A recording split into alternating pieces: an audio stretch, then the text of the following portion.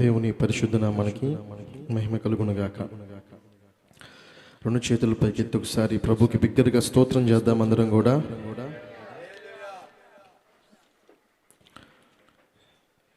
ఎవరికి సంబంధం లేదన్నట్టు చెప్పారండి. ఒకసారి అందరం కలిసి చెప్దాం, ప్రభుకి స్తోత్రం చెప్దాం. హల్లెలూయా. ఈ క్రైస్తవులకి ఏం పని ఉండదు. సాధారణంగా ఎక్కువ ఫంక్షన్ ఏదన్నా ఉందంటే అందరూ ఏం చేస్తారు? భోజనాలు ఏర్పాటు చేసి హడావుడి చేసి వెళ్ళిపోతారు. ఈ క్రైస్తవులకి ఏంటంటే ఏం పని లేదు.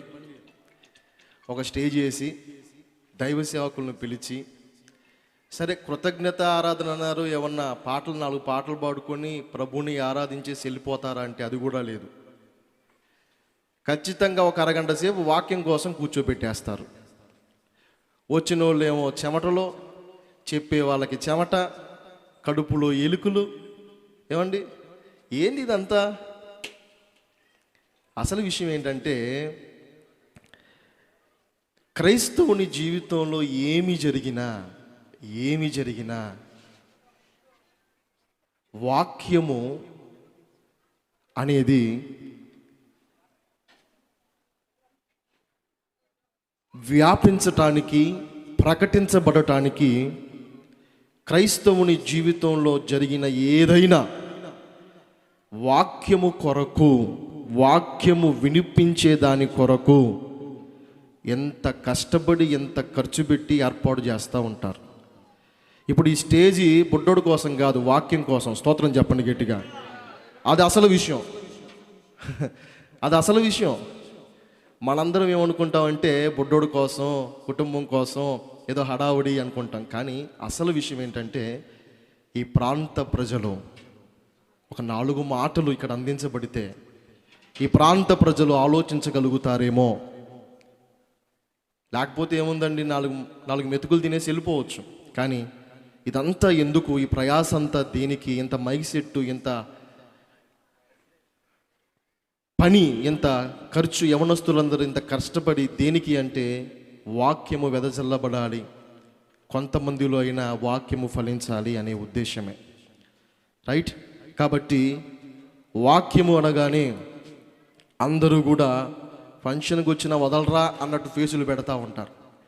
కాబట్టి మీ ఫేసులు మార్చి శ్రద్ధగా దేవుని మాటలు విందురుగాక.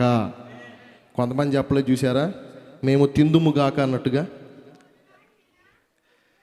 రైట్? దేవుని యొక్క వాక్యాన్ని కొద్ది నిమిషాలు మనందరం కూడా వినే ప్రయత్నం చేద్దాం.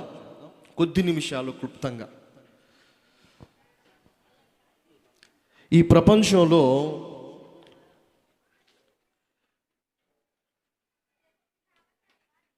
నిమిషానికి వచ్చి ఒక 8 మంది ఈ లోకంలోకి వస్తూ ఉన్నారట. అంటే జన్మ. మన భారతదేశం జనాభా సంఖ్య మరి కొన్ని సంవత్సరాలు గడిస్తే ప్రపంచంలోనే అతిపెద్ద జనాభా కలిగిన దేశంగా చైనా ఉంది కదూ. ఆ చైనాను కూడా దాటి వేసి వెళ్ళే అవకాశం ఉందట. మన భారతదేశం అంతమందిని అంటున్నారు. అంతమందికి జన్మను మన భారతదేశంలోని ప్రజలు ఇస్తూ ఉన్నారు. కొన్ని సంవత్సరాలు అయితే చైనాను కూడా మనం జనాభాలో దాటిపోయే అవకాశం ఉంది అని కొంతమంది చెబుతూ ఉన్నారు. ప్రపంచవ్యాప్తంగా మనం చూస్తే ఎంతోమంది జన్మిస్తూ ఉన్నారు, బ్రతుకుతూ ఉన్నారు, జీవిస్తూ ఉన్నారు. యవనస్తులుగా, మధ్య వయస్కులుగా, వృద్ధాప్యంలోకి వెళ్ళి తదుపరి కాలం చేసి వెళ్ళిపోతూ ఉన్నారు. అయితే చాలామంది మేము ఎందుకని ఈ లోకంలోకి వచ్చాము, మేము ఎందుకని మా తల్లి తండ్రి ద్వారా ఈ లోకంలోకి వచ్చాము అనే విషయాన్ని ఆలోచించే సమయం ఎవరు తీసుకోవటం లేదు. ఆ స్పృహ ఈ రోజున ఏ మనిషికి కూడా ఉండటం లేదు. ఈ లోకంలోకి అసలు నేను రావటానికి కారణం ఏంటి? ఈ లోకంలో నా జీవితానికి పరమార్థం ఏంటి? నా జీవితానికి అర్థం ఏంటి? పరమార్థం ఏంటి? జీవిస్తున్నాను, ఒకరోజు చనిపోతాను. పుట్టాను, జీవిస్తున్నాను, ఒకరోజు చనిపోతాను.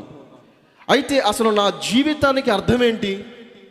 ఈ లోకంలో నేను రావటానికి, ఈ లోకంలో నేను బ్రతకడానికి, కొంత సమయం ఈ లోకంలో గడపటానికి ఈ భూమి మీద ఎంతకసలు నా జీవిత పరమార్థం ఏంటి అని ఏ మానవుడు ఆలోచన చేయటం లేదు.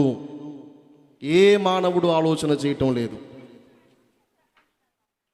ఈ రోజున ఒక్కసారి మనం ఆగి, మన జీవిత ప్రయాణంలో ఈ బిజీ లైఫ్లో కొంచెం ఆగి అట్లాగా మన జీవిత పరమార్థం ఏంటో ఈ ప్రపంచంలో ఎవరు మనకు చెప్పలేకపోవచ్చు, కానీ ఎవరూ మనకి తెలియజేయలేకపోవచ్చు, కానీ సృష్టికర్త అయినటువంటి దేవుడు ఇదిగో ఈ 66 పుస్తకాల ద్వారా మనుషుని యొక్క జీవిత పరమార్థం ఏంటో తెలియజేశాడు. చప్పలు కొడుతూ దేవుని నామాన్ని మహింపరుద్దాం అందరం కూడా. ఈరోజు ఆ గ్రంథంలోకి వెళ్ళి మనం అసలు ఒక మనిషి యొక్క జీవిత పరమార్థం ఏంటో గ్రహించే ప్రయత్నం చేద్దాం. చాలా క్లుప్తంగానే కొన్ని విషయాలు. ఈ బైబిల్ గ్రంథంలో ప్రసంగి అనేటువంటి ఒక గ్రంథం ఉంది. ప్రసంగి అందరు తీయండి ఒకసారి. ప్రసంగి గ్రంథం తీసి ఉంచండి. ప్రసంగి అనేటువంటి ఒక గ్రంథం ఉంది ఈ బైబిల్ గ్రంథంలో. ఈ ప్రసంగి గ్రంథాన్ని రచించినటువంటి రచయిత, ఈ 66 పుస్తకాల్లో ప్రసంగి అనే గ్రంథం, ఈ గ్రంథాన్ని రాసినటువంటి రచయిత ఎవరు అంటే దావీదు కుమారుడైనటువంటి సొలొమోను. దావీదు కుమారుడైనటువంటి సొలొమోను. సొలొమోను గారు ఈ ప్రసంగి గ్రంథాన్ని తన వృద్ధాప్య దశలో రాశాడు అని పండితులు తెలియజేస్తా ఉన్నారు. సొలొమోను గారు తన వృద్ధాప్య దశలో, తన అవసాన దశలో ఈ గ్రంథాన్ని లిఖించి ఉండొచ్చు అని పండితులు తెలియజేస్తూ ఉన్నారు. ప్రసంగి గ్రంథం. ఈ ప్రసంగి గ్రంథంలో తన జీవిత అనుభవాలన్నీ చెప్పేశాడు సొలొమోను రాజు. తన జీవిత అనుభవాలు దేవుడు ఎందుకు అనుమతించి 66 పుస్తకాల్లో బైబిల్ గ్రంథంలో చేర్చాడు అంటే మనకి ఆ జీవిత అనుభవాలు పాఠాలు. స్తోత్రం చెప్పండి గట్టిగా. ఆయన జీవిత అనుభవాలు, ఆయన రీసెర్చ్, ఆయన పరిశోధన మనకు అవసరం కాబట్టే, మనం ఏదో నేర్చుకుంటాము కాబట్టే ఈ ప్రసంగి అనేటువంటి తన రచనను దేవుడు ఈ 66 పుస్తకాల్లో చేర్చాడు. ఈ రోజున మనం దాన్ని చూడగలుగుతున్నాం, చదవగలుగుతున్నాము. వాక్యం వింటున్నటువంటి ప్రియులారా, ఎంతకి ఏంటండి నా జీవిత పరమార్థం? ఇప్పుడు నామకరణం చేయబోతున్నటువంటి బిడ్డ, ఆ బిడ్డ జీవిత పరమార్థం ఏంటి? ఇప్పుడు వింటున్నటువంటి తల్లిదండ్రులు తరువాత అతడు ఎదుగుచూ ఉండగా చెప్పాలి, ఒరే నీ జీవిత పరమార్థం ఇది, నేను తెలుసుకున్నానో నీవు తెలుసుకోవాలి. మనం తెలుసుకుని మన పిల్లలకు చెప్పాలి మన జీవిత పరమార్థం ఏంటో. ముందు మనకు తెలియాలి ఇంతకీ ఏంటి మన జీవిత పరమార్థం. సొలొమోను దగ్గరికి వెళ్ళి సొలొమోను జీవితం అనే ప్రసంగి గ్రంథాన్ని ఆలోచన చేస్తూ కొన్ని విషయాలు మనందరం కూడా నేర్చుకుందాం. మొట్టమొదటిదిగా జీవిత పరమార్థం అంటే ఏంటి? సొలొమోను ఏమనుకున్నాడు? జీవితం యొక్క లక్ష్యం ఏమనుకున్నాడు? జీవితం యొక్క అర్థం ఏమనుకున్నాడు? మొట్టమొదటిదిగా మనం చూద్దాం ఒకసారి. ప్రసంగి గ్రంథం మొట్టమొదటి అధ్యాయం, అందరు తీయండి ఒకసారి. ప్రసంగి గ్రంథం మొట్టమొదటి అధ్యాయం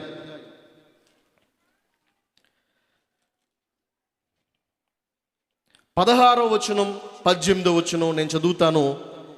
దయచేసి మీరందరూ కూడా శ్రద్ధగా చూడండి. ఫంక్షన్ అంటే మనకు అలవాటు కదా, చదివింపులు 400 ఇలాంటి కొత్త చీరలు గిఫ్టులు చేస్తాం, కానీ బైబుల్ దేం. స్తోత్రం చెప్పండి గట్టిగా. అదే బ్యాచ్ అందరూ. ప్రసంగి గ్రంథం మొదటి అధ్యాయం 16వ వచనం 18వ వచనం చదువుతున్నాను. యెరూషలేము నందు నాకు ముందున్న వారందరికంటేను నేను చాలా ఎక్కువగా జ్ఞానము సంపాదించి తిననియు, జ్ఞానమును విద్యను నేను పూర్ణముగా అభ్యసించి తిననియు నా మనస్సులో నేను అనుకొంటిని. ప్రియులారా, ఈ 16వ వచనంలో అయ్యగారు చెప్తున్నారు, ప్రసంగి గారు, సొలొమోన్ రాజు గారు, నా జీవిత పరమార్థం నేనేమనుకున్నానంటే జ్ఞానము సంపాదించుటయే, జ్ఞానమును సంపాదించుటయే, విద్యను, అధికమైన విజ్ఞానమును సంపాదించుకొనుటయే జీవిత పరమార్థం అనుకున్నాను. ఆయన అంటున్న మాట గమనించండి, నాకంటే ముందున్న వారందరికంటే ఎక్కువ జ్ఞానాన్ని సంపాదించాను, ఎక్కువ జ్ఞానాన్ని సంపాదించాను. చరిత్రలోకి వెళ్ళి మనం చూడగలిగితే అతని జ్ఞానం ఎంత అద్భుతంగా ఉండిద్దో కొన్ని పుస్తకాల్లో అక్కడక్కడ అతని గురించి రాయబడి ఉంది. అక్కడక్కడ కొన్ని పుస్తకాల్లో అతని జ్ఞానం ఎంత గొప్పదో రాయబడి ఉంది. బైబిల్ గ్రంథంలో ఒక ఉదాహరణ ఉంది, అది మీ అందరూ ఎరుగుదుదే. ఒక బిడ్డ కోసం ఇద్దరు తల్లులు పోట్లాడుకుంటుంటే అక్కడ ఆయన ప్రదర్శించిన జ్ఞానం ఎంత గొప్పదో. అరే బిడ్డను వేసేయండి రా అన్నాడు. వెంటనే ఇద్దరు తల్లులు, నిజమైన తల్లి వద్దండి, వెంటనే చెప్పేశాడు ఈ బిడ్డ ఆ తల్లి కుమారుడు అని. అలాగా తన జ్ఞానాన్ని అద్భుతంగా ప్రదర్శించేవాడు. బైబిల్లో ఒక ఉదాహరణ మాత్రమే దేవుడు అనుమతించాడు. అయితే చరిత్రలోకి వెళ్ళి మనం చూస్తే ఆయన జ్ఞానానికి మనం హ్యాట్స్ ఆఫ్ చెప్పాల్సిందే. అంత గొప్ప జ్ఞాని సొలొమోను, అంత గొప్ప ఐక్యూ సొలొమోనుకు ఉంది. ఈ రోజున గొప్ప ఐక్యూలు కలిగిన వారు చాలామంది ఉన్నారు ప్రపంచంలో. వాళ్ళందరినీ కూర్చోబెట్టి సొలొమోన్ను కూడా ఈరోజు కూర్చోబెడితే నిర్మోహమాటంగా ఫస్ట్ ప్రైజ్ వచ్చేది సొలొమోన్ రాజుకే. స్తోత్రం చెప్పండి గట్టిగా. అంత గొప్ప జ్ఞానాన్ని సొలొమోను సంపాదించాడు. ఒకరోజు కొంతమంది వచ్చారట వేరే రాజ్యం నుంచి. వచ్చి, సొలొమోను నీ జ్ఞానాన్ని పరిశీలించాలనుకుంటున్నాం. ఏంటి మీ ప్రశ్న ఏంటి అడగండి, మీ యొక్క తలంపు ఏంటి అడగండి. వెంటనే వారు చెప్పారట, అయ్యా సొలొమోను, నీ ముందు 2 దండలు ఉంచుతున్నాం. 2 దండలు తెలుసు కదండి, దండలు, పూల దండలు. 2 దండలు ఉంచుతున్నాం. అయితే ఇందులో ఒకటి మాత్రమే నిజమైన దండ, ఒకటి మాత్రం నిజమైన దండ కాదు, ఆర్టిఫిషియల్ దండ. ఒకటి మాత్రం న్యాచురల్, ఒకటి మాత్రం ఆర్టిఫిషియల్. ఇప్పుడు ఈ 2 దండలు నీకు దూరంగా పెడుతున్నావు, ఇందులో ఏది నిజమైన దండ నువ్వు కనిపెట్టాలి అన్నారట. సొలొమోన్ రాజు అన్నాడట, ఎంతసేపు పని అని చెప్పి అక్కడ ఉన్న వాళ్ళందరూ ఆలోచిస్తున్నారు, ఎలా కనిపెడతాడు? ఆ 2 చూస్తే ఒకేలాగున్నాయి, 2 చూస్తే ఒకే ఆకారంలో ఉన్నాయి, ఎలా కనిపెడతాడని చెప్పి అందరూ ఎదురు చూస్తూ ఉంటే సొలొమోన్ ఏమీ లేదు, సింపుల్గా, అరే అబ్బాయి ఆ పక్కన ఉన్న కిటికీ తెరవండి అన్నాడట. ఏంటి? ఆ పక్కన ఉన్న కిటికీ తెరవండి అన్నాడట. వెంటనే కిటికీ తెరిచారు. తెరవంగానే కొన్ని తేనెటీగలు, కొన్ని పురుగులు వచ్చి దండ మీద వాళ్ళని. వెంటనే అన్నారట సొలొమోన్ రాజు, ఏ పురుగులైతే వచ్చి దండ మీద వాళ్ళనియో అది నిజమైన దండ, పురుగులు ఏ దండ మీద వాళ్ళేదో అది ప్లాస్టిక్ దండ, అంటే అది ఆర్టిఫిషియల్ దండ. చూసారా, సొలొమోను జ్ఞానం మామూలుది కాదు. ఒక చిన్న విషయాన్ని మీకు పరిచయం చేస్తాను. అది వేరే గ్రంథంలో ఉంది, ఆ గ్రంథం పేరు చెప్పను నేను ఇప్పుడు. ఆ గ్రంథం పేరు అవసరం మనకి ఇప్పుడు. ఆ గ్రంథంలో సొలొమోను గురించిన కొంచెం వివరణ ఉంది. అది సత్యమో అసత్యమో పక్కన పెడితే ఒక చిన్న విషయాన్ని చెప్పి ముందుకెళ్తా. ఒకరోజు కొంతమంది వచ్చారట సొలొమోన్ రాజు దగ్గరికి. అయ్యా నీ జ్ఞానాన్ని పరిశీలించాలనుకుంటున్నాము. ఏంటి చెప్పండి, మీ బాధ ఏంటి చెప్పండి అన్నాడట. ఏం లేదు, ఒక ప్రశ్న అడుగుతాం, ఒక సామెత అడుగుతాం. అడగండి. బయటకి వెడలును 7, బయటకి వెడలును, బయటకు వెళ్ళిపోవును 7 దినములు. తర్వాత లోనికి వచ్చును 9, బయటకి వెడలును 7, లోనికి వచ్చును 9. తర్వాత త్రాగుటకు 2, తర్వాత త్రాగును 1. ఏమన్నా అర్థమైందా మీకు? ఏమన్నా అర్థమైందా? చాలా జాగ్రత్తగా వినాలి. బయటకు వెళ్ళును 7, లోనికి వచ్చును 9, త్రాగుటకు 2, త్రాగును 1. వెంటనే సొలొమోను నిర్మోహమాటంగా చెప్పేశాడు, బయటికి వెళ్ళును 7 అంటే స్త్రీ యొక్క ఋతుక్రమము, లోనికి వచ్చును 9 అంటే స్త్రీ గర్భం దాల్చినప్పుడు 9 నెలలు, త్రాగును 2 అంటే స్త్రీ యొక్క స్తనములు, పాలిచ్చే స్తనములు, త్రాగును 1 అంటే బిడ్డ. చూసారా సొలొమోను జ్ఞానం? స్తోత్రం చెప్పండి గట్టిగా. అసలు ఆలోచించడు. మనమైతే జుట్టంతా ఊడిపోద్ది, ఏంద్రా నాయన పక్కిలుపు అంటాం. సొలొమోను జ్ఞానం అంత గొప్పదండి. బైబిల్లో ఒక ఉదాహరణ చాలు ఎంత గొప్ప జ్ఞానో సొలొమోను చెప్పడానికి. అంత గొప్ప జ్ఞాని, అంత గొప్ప విద్యాభ్యాసాన్ని పొందినటువంటి వ్యక్తి, అంత గొప్ప జ్ఞాన సంపదలో కూర్చుకున్నటువంటి వ్యక్తి సాధారణమైన పనులు చేయలా. మొదటి రాజుల గ్రంథం ఒకసారి చూద్దాం. మొదటి రాజుల గ్రంథం చూస్తే 5వ అధ్యాయము 32వ వచనం 33వ వచనాన్ని చదువుదామండి. అందరూ బైబిల్ తెరవండి. మొదటి రాజుల గ్రంథము 5వ అధ్యాయము, క్షమించాలి 4వ అధ్యాయము 32, 33 నేను చదువుతున్నాను చూడండి. అతడు 3000 సామెతలను చెప్పెను, 1005 కీర్తనలు రచించెను, మరియు లెబానోనులో ఉండు దేవదారు వృక్షమునే గాని, గోడలో నుండి మొలుచు హిస్సోపు మొక్కనే గాని చెట్లన్నిటిని గూర్చి అతడు వ్రాసెను. మరియు మృగములు, పక్షులు, ప్రాకు జంతువులు, జలచరములు అను వాటినన్నిటినీ గూర్చియు అతడు వ్రాసెను. అతని జ్ఞానపు మాటలు తెలుసుకున్నటకై అతని జ్ఞానము గూర్చి వినిన భూపతులందరిలో నుండి, జనులందరిలో నుండి మనుషులు సొలొమోను నొద్దకు వచ్చిరి. వాట్ విజిడమ్! ఎంత గొప్ప జ్ఞాని! ఆ రోజుల్లోనే వృక్షాల మీద పరిశోధన చేసేసాడు, ఆ రోజుల్లోనే జంతువుల మీద పరిశోధన చేసేసాడు, ఆ రోజుల్లోనే అనేకమైన మొక్కల మీద పరిశోధన చేసేసాడు. ఆ రోజులను ఎవడు రాయనన్ని కావ్యాలు, ఎవడు చెప్పనన్ని కావ్యాలు, ఎవడు వచించలేనటువంటి రచనలు, గీతాలు ఎన్నో రాశాడు. అందులో ఒకటి అన్ని కనుమరుగైపోయినా కానీ దేవుడు ఒకటి మాత్రం అనుమతించాడు. దాన్నే పరమగీతం అని మనం చదువుకుంటున్నాం. స్తోత్రం చెప్పండి గట్టిగా, పరమగీతం. అసలు ఆ గీతం చదివితే అక్షరాలు చూస్తే అర్థం కాదు, లోపలికి వెళ్తా ఉంటే ఎంత గొప్ప మర్మాలు ఉంటాయో. చప్పలు కొడుతూ దేవుడు నామని మైపరుద్దాం అందరం కూడా. ఇలాగా విస్తారమైన జ్ఞానాన్ని, విస్తారమైన తెలివిని, విస్తారమైన విద్యను సంపాదించి ఇదే జీవిత పరమార్థము. ఏంటి? ఇదే జీవిత పరమార్థము. ఈ రోజున చాలామంది చదివేస్తూ ఉంటారు తెగ. ఎంటీహెచ్లు, బీటీహెచ్లు, ఏమండి టెక్కులు, ఆ టెక్కులు, ఈ టెక్కులు, పొద్దున్న లేచిన కాడ నుంచి చదువు, జీవితం అంతా చదువు. ఎందుకంటే వారి దృష్టిలో మేము చదవటమే మా జీవిత పరమార్థం, మా విద్యే మా జీవిత పరమార్థం, ఈ చదువే మా జీవిత పరమార్థం. సొలొమోను అనుకున్నాడు, ఇదే జీవిత పరమార్థం. జ్ఞానమును అభ్యసించుటయే, జ్ఞానమును సంపాదించుటయే, విజ్ఞానమును తెలుసుకొనుటయే పరమార్థం, జీవిత పరమార్థం అనుకున్నాడు.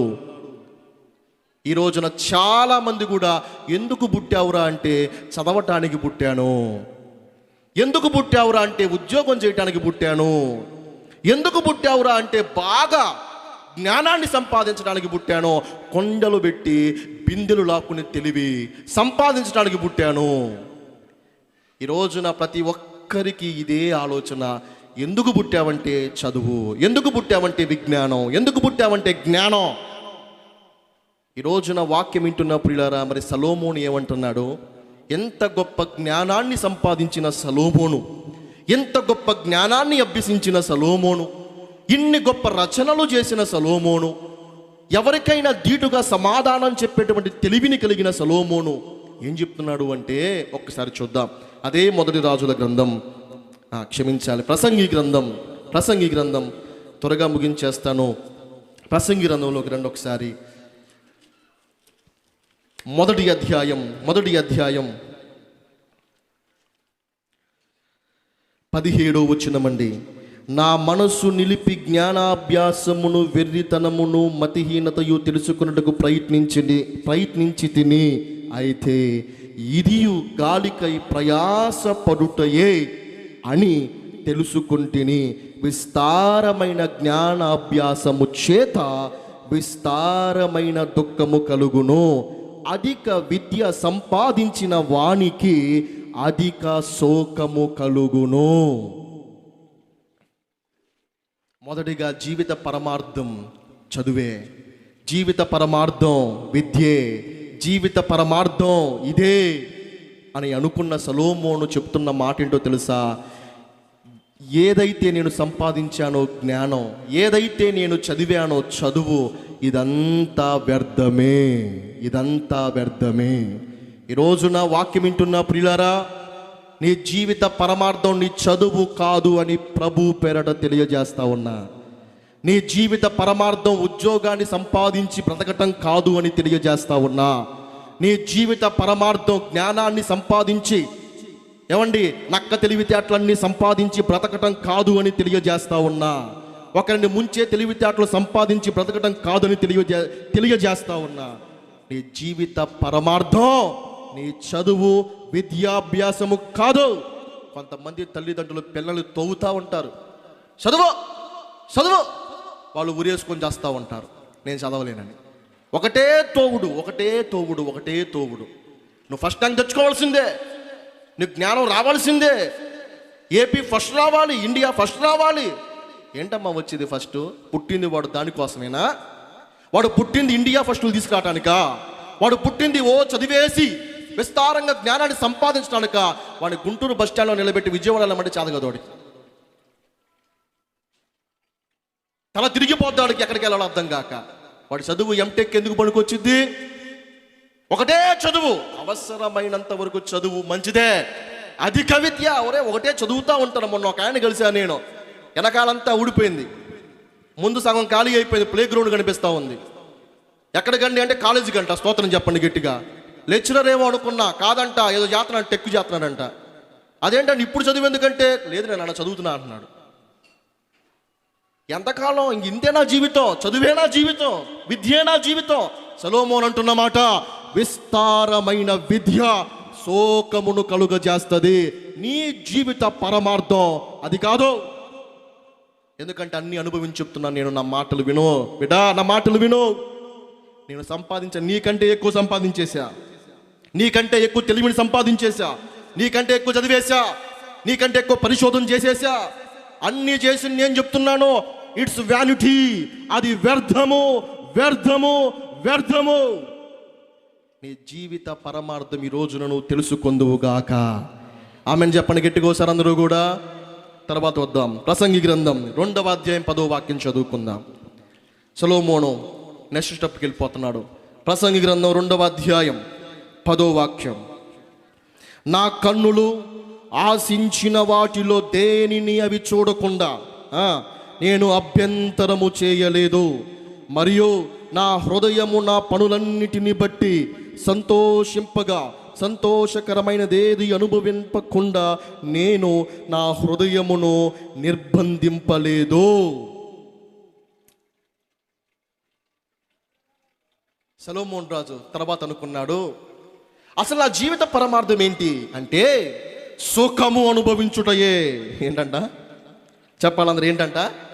అందరు చెప్పాలి. ఏంటంట? సుఖము, సుఖము అనుభవించుటయే అని అనుకున్నాడు. మన లోకంలో కొన్ని ఇజాలు ఉన్నాయి, అంటే కొన్ని సిద్ధాంతాలు ఉన్నాయి. నాస్తికవాదం అని.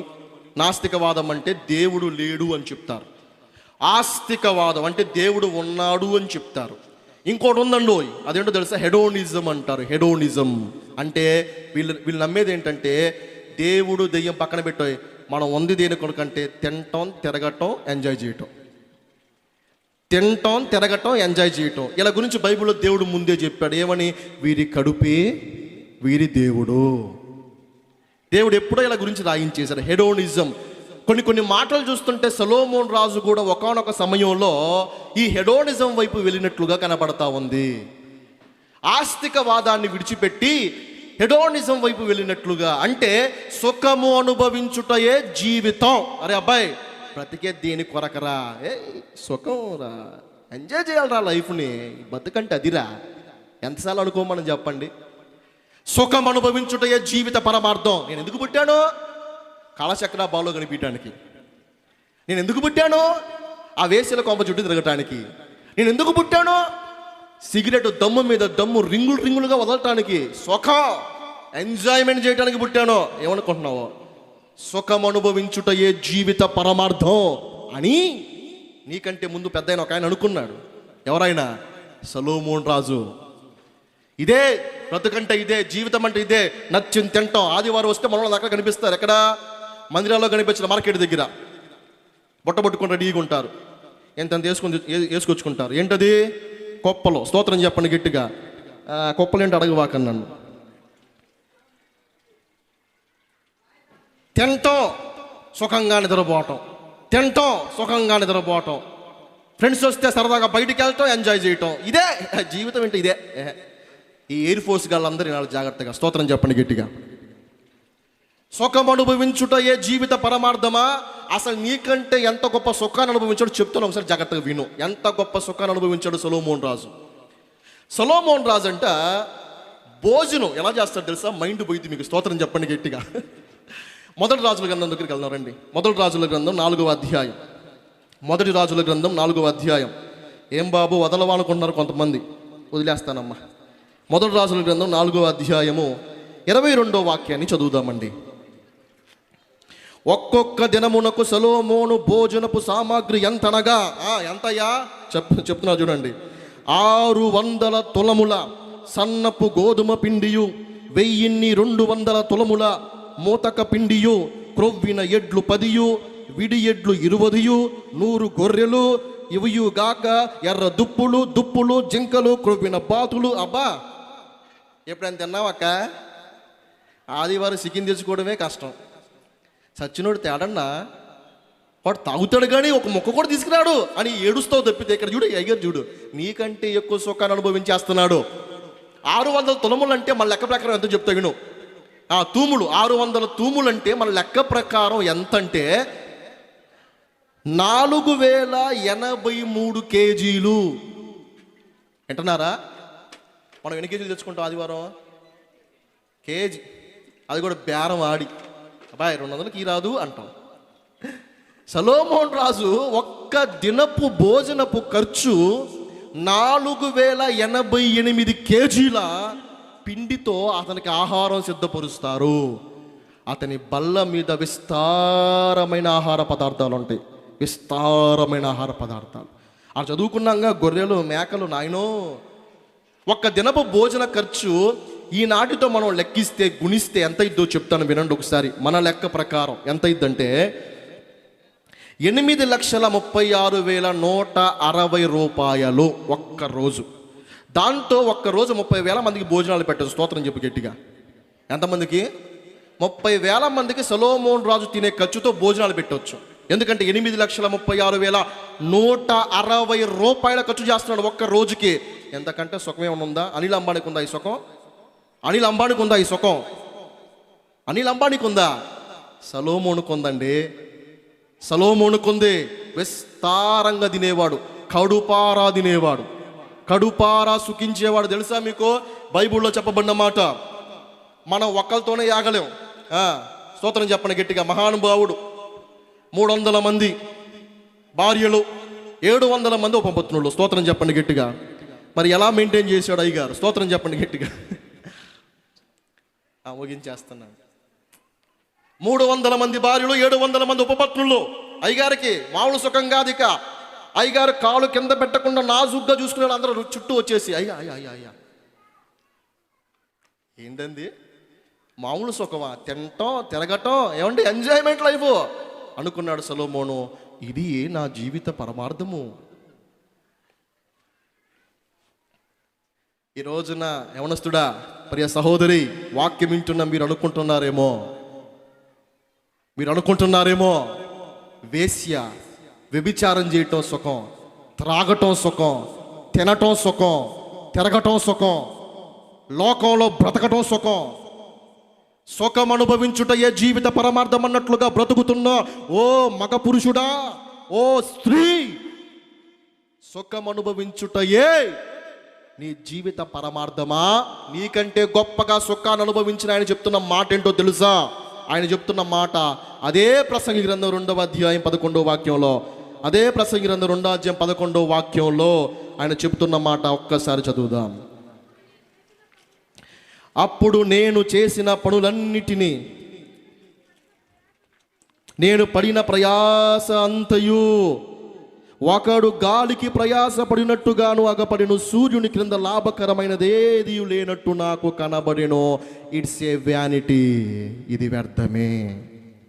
గట్టిగా 2 చేతులు పైకి స్తోత్రం చెప్తాం అందరం కూడా. నువ్వు సుఖంగా బ్రతకటానికి పుట్టావు అని సుఖంగా బ్రతకటానికి అలవాటు పడిన ప్రియ నేస్తమా, నీ జీవిత పరమార్థం అది కాదు. నువ్వు అందుకోసం పుట్టలేదు, నువ్వు అందుకోసం పుట్టలేదు. ఇష్టానుసారంగా తిరిగేస్తానంటానికి పుట్టలా, ఇష్టానుసారంగా బ్రతికేస్తా అంటానికి పుట్టలా, నా ఇష్టం అండి నా జీవితం అంటానికి పుట్టలా. నీ జీవిత పరమార్థం వేరే ఉంది. నీకంటే గొప్పగా బ్రతికిన సొలొమోను చెప్తున్న మాట, 300 మంది భార్యలు, 700 మంది ఉపపత్నులు, విస్తారమైన 8,36,160 రూపాయలు రోజుకు ఖర్చు చేసే, తినటం కోసమే ఖర్చు చేసే సొలొమోను చెప్తున్న మాట వ్యర్థమే. సుఖము అనుభవించుట వ్యర్థమే. మరి పెద్దోడు చెప్తున్నా వినండిరా నాయనలారా, అన్ని అనుభవించి చెప్తున్నాను వినండి. ముదురు టెంకెన్ చెప్తున్నా వినండి, లేత టెంకల్లారా, అన్నీ అనుభవించి చెప్తున్న మాట, సుఖము అనుభవించుట వ్యర్థమే, వ్యర్థమే, వ్యర్థమే. థర్డ్ స్టెప్కి వెళ్ళిపోదాం. మూడు సొలొమోను ఇంకేమనుకున్నాడు? అదే ప్రసంగి గ్రంథం 2వ అధ్యాయం. ఇక్కడ ఇంకా వివరించలేండి, త్వరగా కొన్ని లేఖనాలు చూపించేసి వెళ్ళిపోదాం. ప్రసంగి గ్రంథం 2వ అధ్యాయం 8వ వచనంలో ఆయన అనుకున్న మాట చదువుదాం ఒకసారి. 2వ అధ్యాయం 8వ వచనంలో, నా కొరకు నేను వెండి బంగారములు ఆ రాజులు సంపాదించు సంపదను ఆయా దేశములో దొరుకు సంపత్తును కూర్చుకొంటిని. అన్నీ కూర్చుకున్నాడు అయ్యగారు యుద్ధాలు చేయలేదు కానీ మొత్తాన్ని కొల్లగొట్టేసేవాడు. మాటలతోనే మాయ చేసేవాడు, మొత్తాన్ని సమకూర్చుకునేవాడు అండి. ఆయన జ్ఞానాన్ని చూడటానికి వచ్చిన వాళ్ళే బస్తాలు ఇచ్చి వెళ్ళిపోయేవారు ధనాన్ని. సామాన్యంగా సంపాదించాల సొలొమోను రాజు, సామాన్యంగా సంపాదించాల.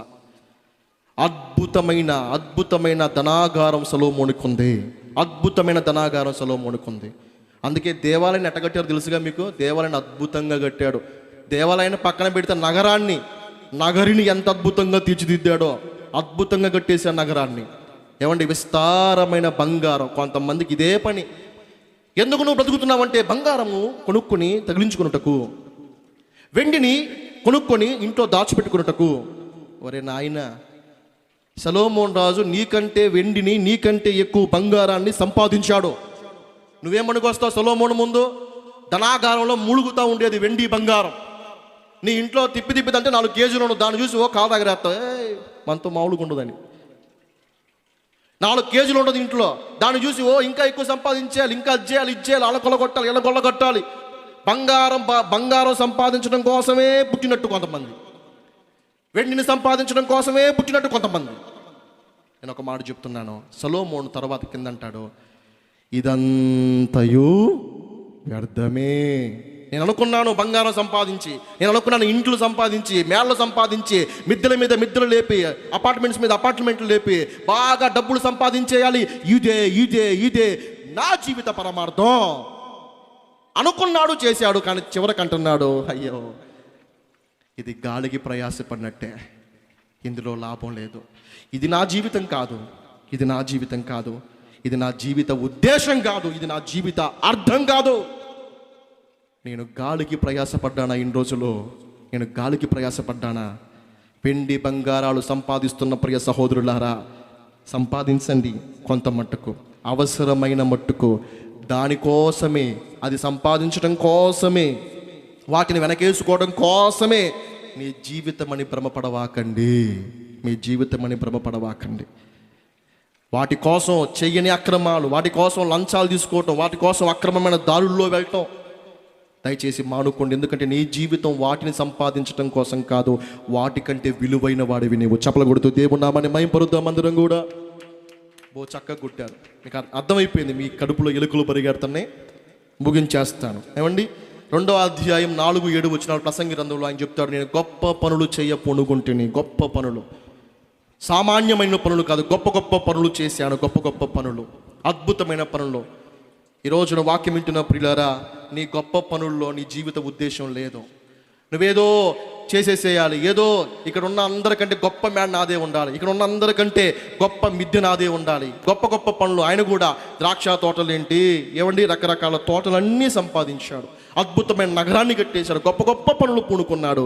చివరికి అంటాడు కదా, ఇట్స్ ఎ వ్యానిటీ, అది వ్యర్థమే, అది వ్యర్థమే. ఇప్పుడు చెప్పండి, సొలొమోను సంపాదించిన విద్య జీవిత పరమార్థమా? సొలొమోను వెంపల్లాడిన సుఖం జీవిత పరమార్థమా? సొలొమోను సంపాదించిన వెండి బంగారాలు జీవిత పరమార్థమా? సొలొమోను చేసిన గొప్ప పనులు జీవిత పరమార్థమా? అంటే సొలొమోను చెప్తాడు, నో, అన్నియు వ్యర్థమే, అన్నియు వ్యర్థమే. ఒకడు గాలికి ప్రయాస పడినట్టున్నవి, నేను పడిన ప్రయాస. అయ్యా, మరి ఇన్ని అనుభవించావు, అవన్నీ వ్యర్థమంటున్నావు, కొట్టేశావు, మరి ఏంటయ్యా జీవిత పరమార్థం, నువ్వేం తెలుసుకున్నావు అంటే ఒక్క మాట చూపించేసి ముగించేస్తాను. బైబిల్ తెరవండి, ప్రసంగి గ్రంథం, ప్రసంగి గ్రంథం 12వ అధ్యాయం 13వ వాక్యంలో చదువుదాం. అందరం తీయండి, అందరం చదువుదాం, ఒకసారి అందరం కలిసి ఒకేసారి చదువుదాం, అందరం కలిసి. ప్రసంగి 12:13. ఇదంతయు చదువుతారా? ఇదంతయు వినిన తరువాత తేలిన ఫలితార్థమిదే, దేవుని యందు భయభక్తులు కలిగియుండి ఆయన కట్టడలను అనుసరించి నడుచుకొనుచుండవలెను. మానవ కోటికి ఇది ఏ విధి? చప్పల కొడుతూ దేవుని నామాన్ని మహిమపరుద్దాం. అందరం కూడా గట్టిగా గట్టిగా చప్పల కొడుతూ యేసయ్యకి 2 చేతులు పైకి బిగ్గరగా స్తోత్రం చెప్దాం అందరం కూడా. ఈ ఉదయకాలమున ప్రభు నీతో మాట్లాడుతున్నాడు. తల్లి, సహోదరుడా, నీ జీవిత ఉద్దేశం, నీకు పుట్టిన నీ పిల్లల జీవిత ఉద్దేశం జ్ఞానాభ్యాసం చేయటం కాదు, ఆస్తులు సంపాదించడం కాదు, సుఖాన్ని వెతకటం కోసం కాదు, ఇష్టానుసారంగా బ్రతకటం కోసం కాదు. తల్లి, నీ జీవిత పరమార్థం ఏంటంటే దేవుని యందు భయము, దేవుని యందు భక్తి కలిగి వాక్యం అనే ఈ కట్టడను అనుసరించి నడుచుకొనుటయే నీ జీవిత పరమార్థం. అప్పుడే నువ్వు జీవితాన్ని నిజంగా జీవించినట్టు, అప్పుడే నువ్వు జీవితాన్ని నిజంగా జీవించినట్టు. దేవుని యందు భయము భక్తి నీకు రావాలి. చాలామంది దేవుని యందు భయము భక్తి కలిగే ఉంటారు, అయితే ఏ దేవుని యందు భయము భక్తి కలిగి ఉండాలో తెలియకనే వ్యర్థమైన వాటి యందు భయము భక్తి కలిగి ఉంటారు. నేను ఒక మాట చెప్తున్నాను, దేవునికి ఉండాల్సిన లక్షణాలు 3. ఈ 3 లక్షణాలు చెప్పేసి ముగించేస్తాను. దేవుడు అనగా ఇంగ్లీష్లో గాడ్ అంటారు, GOD, గాడ్. అందరూ చెప్పండి ఏంటి? GOD, God. G అనగా జనరేటర్, O అనగా ఆపరేటర్, D అనగా డిస్ట్రాయర్. అంటే జనరేటర్ అంటే సృష్టించువాడు, ఆపరేటర్ అంటే నిర్వహించువాడు, డిస్ట్రాయర్ అంటే లయపరుచువాడు. చాలా విధానాల్లో, చాలా సంస్కృతుల్లో 3 కోసం ముగ్గురు ఉంటారు, కానీ ఈ 3 కలిసిన వాడే దేవుడు. స్తోత్రం చెప్పు గట్టిగా. ఈ 3 కలిసిన వాడే దేవుడు. ఎంతకి ఎవరండి ఆయన అంటే, నేను ఆరాధిస్తున్నా, మీరు మిమ్మల్ని అందరినీ ఇక్కడ సమకూర్చిన నజరేయుడైన యేసు క్రీస్తు ప్రభుల వారు. చప్పల కొడుతూ దేవుని నామాన్ని మహిమపరుద్దాం అందరం కూడా. ఆయనే ఈ సమస్త సృష్టిని చేసిన వాడు, నిన్ను కలుగజేసిన వాడు ఆయనే, నిన్ను కలుగజేసిన వాడు ఆయనే. బైబిల్ గ్రంథం యెషయా గ్రంథం ఒకసారి చూద్దాం. యెషయా గ్రంథం త్వరగా ముగించేస్తాను. 40 ఇందాక నుంచి అదే చెప్తున్నాం అంటున్నారు కొంతమంది, తప్పదు మరి. యెషయా గ్రంథము ఇందాక చెప్పాగా, ఈ స్టేజ్ అంతా మన హడావుడి కోసం కాదు, వాక్యం కోసమే. స్తోత్రం చెప్పండి గట్టిగా, నమ్మినోళ్ళు గట్టిగా చెప్పాలి, స్తోత్రం చెప్పాలి. సరే, యెషయా గ్రంథంలో ఒక మాట ఉంటుంది, అదేంటో తెలుసా? ఆయన మహిమ కొరకు మనలను ఆయన సృజించెను. స్తోత్రం చెప్పు గట్టిగా. ఆయనే మన సృష్టికర్త. నువ్వు నమ్మినా నమ్మకపోయినా యేసు ప్రభువే నిన్ను ఈ లోకంలోకి ప్రవేశపెట్టాడు. ఆయనే నీ సృష్టికర్త, ఈ లోకాన్ని సృష్టించిన వాడు ఆయనే. 2, ఆయనే నీ జీవితాన్ని కొనసాగించగలుగుతాడు. ఆయన దగ్గరకు వస్తే, ఆయన నమ్ముకుంటే నీ జీవితాన్ని నడిపించగలుగుతాడు. ఈ సర్వలోకాన్ని నడిపిస్తున్నవాడు కూడా నిర్వహించువాడు ఆయనే. హెబ్రీ పత్రిక 1వ అధ్యాయం 1వ వచనం. 3, ఆయనే ఈ సృష్టి మొత్తాన్ని లయము చేయగల సామర్థ్యం కలిగిన వాడు. ఈ సృష్టి మొత్తాన్ని లయము చేయగల సామర్థ్యం కలిగిన వాడు. ఈ 3 లక్షణాలు ముగ్గుల్లో ఉండాల్సిన అవసరంలా. ఈ 3 లక్షణాలు కలిగిన దేవుడు యేసు క్రీస్తు ప్రభుల వారే. ఆయన యందు భయము, ఆయన యందు భక్తి కలిగి నువ్వు బ్రతుకు, నీ జీవిత లక్ష్యం సాధించినట్టే, నీ జీవితం సార్థకమైనట్టే. ఆయన వాక్య ప్రకారం బ్రతుకు. ఆయనే వాక్యము. ఆ వాక్య ప్రకారం బ్రతుకు. నీకు ఇచ్చిన వాక్య ప్రకారం, ఈ వాక్యంలో చెప్పబడుతున్న మాటల ప్రకారం బ్రతుకు. ఈ కట్టలను అనుసరించి బ్రతుకు. అదే జీవిత పరమార్థం. ఈ మాటలు ప్రభు మన వినికిల్లో భద్రపరచునుగాక. ఆమేన్. చిన్న ప్రార్థన. సర్వోన్నతుడమైనటువంటి మా గొప్ప తండ్రి, నీకు స్తోత్రాలు. ఇప్పుడు దాకా నాయన ఎన్నికలు నన్ను నిలబెట్టుకొని నీ బిడ్డలందరితో మీరే సూటిగా మాట్లాడారు. నిజమే, ఈ లోకంలో చాలామంది పరుగులు తీస్తూ ఉన్నారు, బిజీ అయిపోయారు. ఆలోచన లేదు. ఎందుకు పుట్టామో ఆలోచించటం లేదు, ఎందుకు వెళ్తున్నామో ఆలోచించటం లేదు, ఎక్కడికి వెళ్తామో ఆలోచించటం లేదు. పుట్టాము, పెరుగుతున్నాము, ఏదో చెయ్యాలి. ఒకటే పరుగు, ఒకటే పరుగు. ఈ ఉదయకాలం మీరు మాట్లాడారు. మా జీవిత పరమార్థం ఏంటో సొలొమోను జీవితం ద్వారా మాతో మాట్లాడారు. సొలొమోను రచన ద్వారా మాతో మాట్లాడారు. నాయనా, మా జీవిత పరమార్థం ఎప్పటికైనా గ్రహించి, నిజమైన దేవుడు ఎవరో ఎప్పటికైనా గుర్తించి, తండ్రి నీ యందు భయమును, నీ యందు భక్తిని, నీ మాటలను అనుసరించి నడిచే జీవితాన్ని మాకు ఇచ్చిన ఆయన, మా జీవితాన్ని మేమందరము సార్థకం చేసుకుందుముగాక. మా జీవితాన్ని మేమందరం అర్థవంతముగా మార్చుకుందుముగాక. మా గమ్యమైన పరలోకానికి చేరుదుముగాక. అట్టి కృపను మా అందరికీ దయచేయమని యేసు క్రీస్తు దివ్యమైన నామమున ప్రార్థించి పొందుకున్నాము తండ్రి. ఆమేన్.